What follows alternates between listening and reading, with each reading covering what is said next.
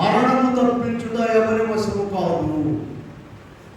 4వ అంశం, ఎవరి వశము కాదు. ప్రసంగి 8:8 చూడండి.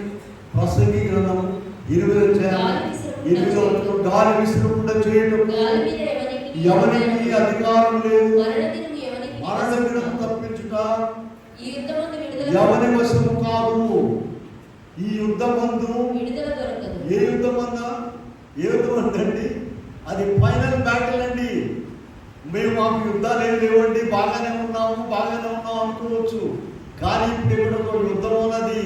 ప్రసంగి 8:8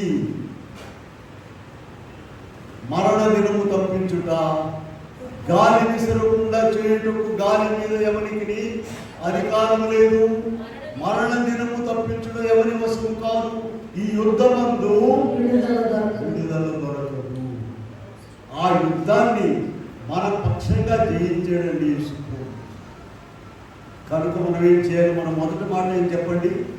మీరు ఈ రొట్టెను తిని ఈ పాత్రను ఇది త్రాగినప్పుడల్లా ప్రభు వచ్చే వరకు ఆయన మరణమును ప్రచురము చేయదు. ఎవరైతే ఆయన మరణాన్ని ప్రచురం చేస్తారో వారి మరణాన్ని ప్రభు కొట్టేస్తారు.